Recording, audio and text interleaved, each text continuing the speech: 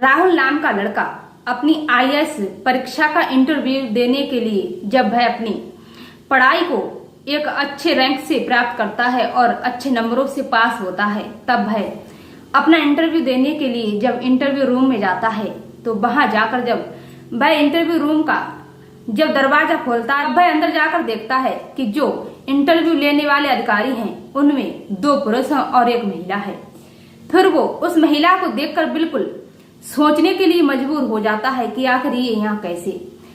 फिर वो जैसे तैसे करके सोच विचार करके इंटरव्यू कक्ष में बड़े हौसले से और बिल्कुल बिना हिचकिचाहट के अंदर जाकर जब बैठता है, तब वह जब अधिकारियों के सामने बैठता है और जब उससे दोनों जो अधिकारी पुरुष होते हैं उससे क्वेश्चन करते हैं और जो वहां महिला बैठी हुई होती है वो भी राहुल से क्वेश्चन करती है, तो राहुल बिल्कुल जो क्वेश्चन हुए थे उनका सही सही जवाब देता है और वो किसी भी क्वेश्चन का गलत जवाब नहीं देता है और वह अपने इंटरव्यू में बड़े ही अच्छे नंबरों से टॉपर आता है, अच्छे रैंक से इंटरव्यू को प्राप्त करता है।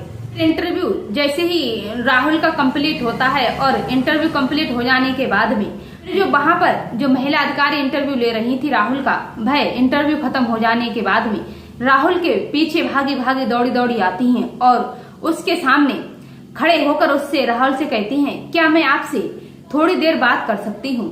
क्या आपके पास थोड़ी देर के लिए समय है? फिर राहुल जो होता है मैडम से कहता है कि हाँ, मेरे पास तो समय ही समय है, आप मुझसे जब तक चाहो तब तक बात कर सकती हो। उसके बाद में जो वो अधिकारी महिला थी वह राहुल के सामने खड़े होकर हाथ जोड़कर माफी मांगने लगती हैं और बहुत ही ज्यादा रोती हैं।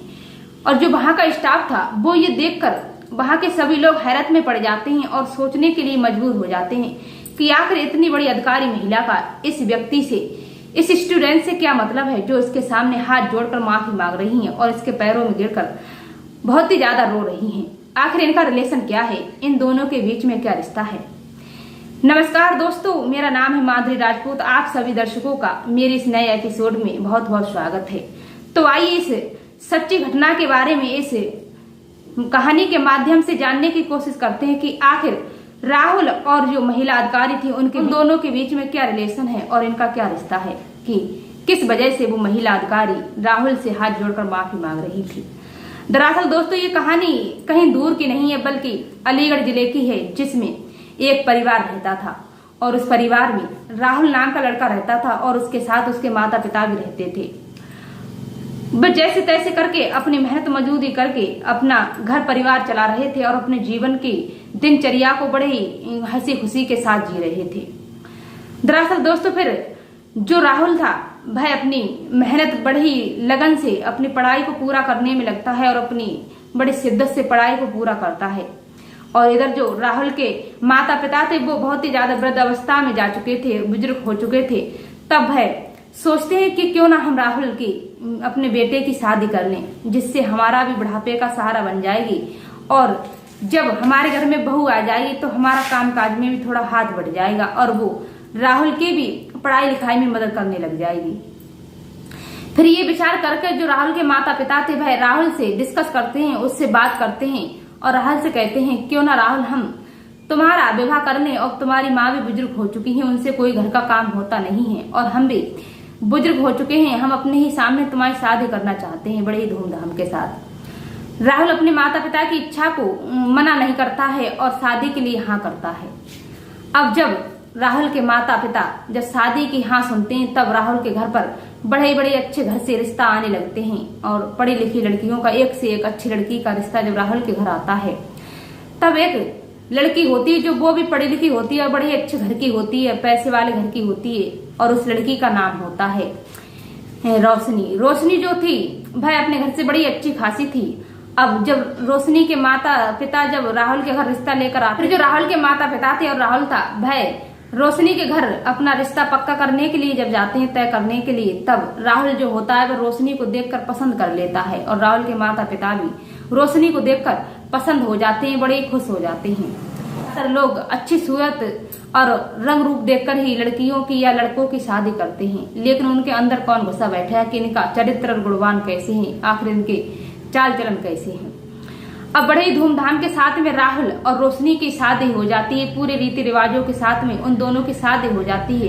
शादी होने के बाद में जब राहुल की पत्नी रोशनी घर आती है तब राहुल की पत्नी की रोशनी की बड़े ही हर्षोल्लास के साथ में उनके घर आने की व्यवस्था करते हैं और उसकी बड़े ही अच्छे तरीके से रीति रिवाजों के साथ में रोशनी का गृह प्रवेश करवाते हैं।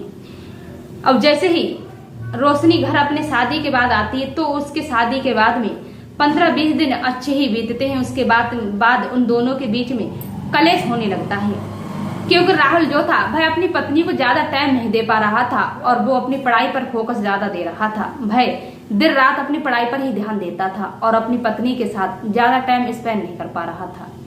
इसी बात को लेकर जो रोशनी थी वह 15-20 दिन के बाद में राहुल से लड़ने झगड़ने लगती है और अपने मनमुटाव करने लगती है और राहुल से कहती है तुम पढ़ाई बंद कर दो और घर पर ही रहो, क्योंकि मैं चाहती हूँ तुम मेरे साथ रहो। तुम मुझसे हमेशा दूरी बनाकर रखते हो, दिन रात हमेशा दूरी रहते हो और अपनी पढ़ाई में ही ध्यान लगाते हो। मुझे ये चीज बिल्कुल भी पसंद नहीं है, मुझे बिल्कुल अच्छा नहीं लगता है। लेकिन राहुल जो था वह रोशनी की बात नहीं मानता है और उसकी कोई बात ना सुनकर वह अपनी पढ़ाई पर ही ध्यान देता है। वह अपनी जी जान से पढ़ाई करता है।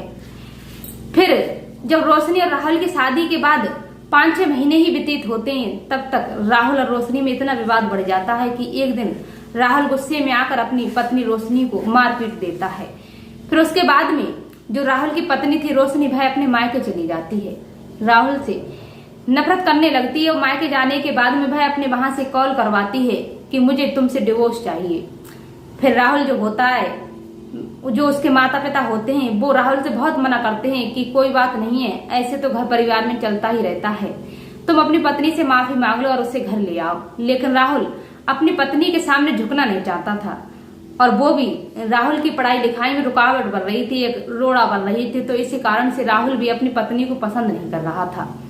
फिर उसके बाद में जब रोशनी की कॉल डिवोर्स के लिए आती है तो राहुल बिल्कुल तैयार हो जाता है, अपने माता पिता से सलाह लेता है, लेकिन फिर भी उसके माता पिता जो थे राहुल के वो इनकार ही करते हैं, वो डिवोर्स के लिए तैयार नहीं होते हैं। लेकिन राहुल अपने आगे की लाइफ को सोचकर वह अपनी पत्नी रोशनी से डिवोर्स ले लेता है।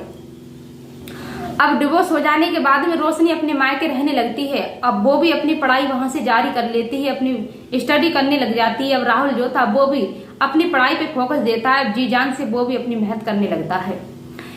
रोशनी जो होती है वो पढ़ लिख कर एक दिन जो IAS स्टूडेंट होते हैं, जो परीक्षा में पास होते हैं, उनका इंटरव्यू लेने वाली एक दिन बहुत ही बड़ी अफसर बन जाती है, अधिकारी बन जाती है।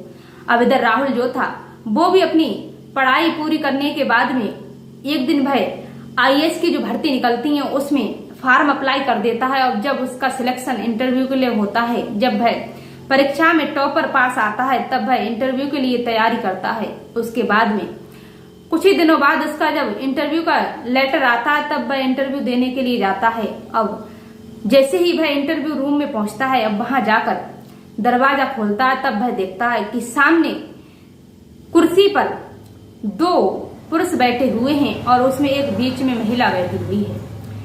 ये देखकर राहुल बिल्कुल, उसकी आंखें जो थी फटी की फटी रह जाती हैं, बिल्कुल चौंक जाता है और सोचने के लिए मजबूर हो जाता है कि आखिर ये महिला यहाँ कैसे।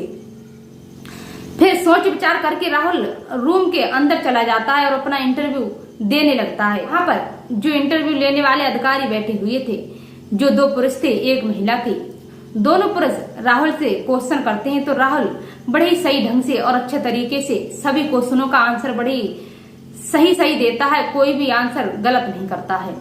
और जो महिला थी वो भी राहुल से क्वेश्चन करती है तो राहुल फटाफट बिना झिझके सारे क्वेश्चनों का आंसर सही दे रहा था, कोई भी आंसर उसने गलत नहीं दिया था, सारे क्वेश्चनों का आंसर सही दिया था। इसके बाद में राहुल इंटरव्यू में टॉपर नंबरों से पास होता है। अब उसका जब इंटरव्यू कंप्लीट हो जाता है उसके बाद में जो वहां पर महिला अधिकारी बैठी हुई थी वो राहुल के पीछे पीछे दौड़ी जब आती है और राहुल के सामने खड़ी होकर राहुल से कहने लगती है, क्या आप मुझसे थोड़ी देर बात कर सकते हो? क्या आपके पास थोड़ी देर के लिए समय है? राहुल कहता है, थोड़ी देर के लिए क्यों, मेरे पास तो समय ही समय है, आप जब तक चाहो तब तक बात कर सकती हो।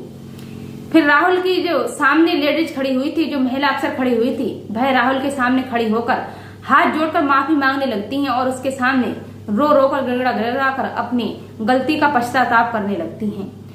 फिर जहाँ का वो स्टाफ था, उस रूम का जो स्टाफ था और वहां के और भी लोग थे, वो ये देखकर हैरान हो जाते हैं कि आखिर इन दोनों का क्या रिश्ता है। जो महिला इतनी बड़ी अधिकारी है फिर भी एक स्टूडेंट के सामने हाथ जोड़कर माफी मांग रही हैं और इतना रो रही हैं। फिर जब उनका वार्तालाप जब वहां के लोग सुनते हैं तब वे ये सोचने के लिए मजबूर हो जाते हैं कि आखिर इन दोनों का रिश्ता क्या है, इनके बीच का रिलेशन क्या है। फिर राहुल जो होता है जब है उस महिला से बात करता है, और दोस्तों वो महिला कोई और नहीं होती, उसी की तलाकशुदा पत्नी थी जिससे राहुल ने 2 साल पहले तलाक ले लिया था। वो कोई और नहीं बल्कि रोशनी थी, क्योंकि वो भी पढ़ लिख कर एक बड़ी अधिकारी बन गई थी। जब वहां के लोगों को ये पता चलता है कि ये दोनों लोगों का रिलेशन पति पत्नी का है, तब जो राहुल की पत्नी थी रोशनी, जो अधिकारी बन चुकी थी, फिर वह माफी मांगने लगती है और राहुल से पूछती है कि आखिर मैंने तुम्हारे साथ बहुत गलत किया था। फिर राहुल जो होता है, कोई बात नहीं है, तुम यहाँ कैसे, तुम तो पढ़ाई नहीं कर रही थी। फिर रोशनी अपनी सारी सच्चाई बताती है कि मैंने तुमसे डिवोर्स ले लिया था, उसके बाद में मैं अपनी पढ़ाई को जारी कर दी थी और स्टडी करने लग जाती हूँ, लेकिन एक दिन मैं भी एक बड़ी अधिकारी बन जाती हूँ, इसीलिए मैं यहाँ पर बैठी हुई हूँ। फिर राहुल ये बात सुनकर बड़ा ही खुश होता है और अपनी पत्नी के लिए कांग्रेस करता है और उन्हें बहुत बहुत बधाई देता है। और जो रोशनी थी वो भी राहुल के लिए बहुत सारी ढेर सारी शुभकामनाएं देती है, क्योंकि राहुल भी अपने IAS परीक्षा में पास हो चुका था। फिर रोशनी और भी उसके जीवन के बारे में पूछती है कि आखिर तुमने शादी की है, अभी तक नहीं की है। तो राहुल साफ इनकार कर देता है और राहुल रोशनी से पूछता है कि तुमने भी शादी की है, अभी तक नहीं की है। तो रोशनी भी इनकार कर देती है।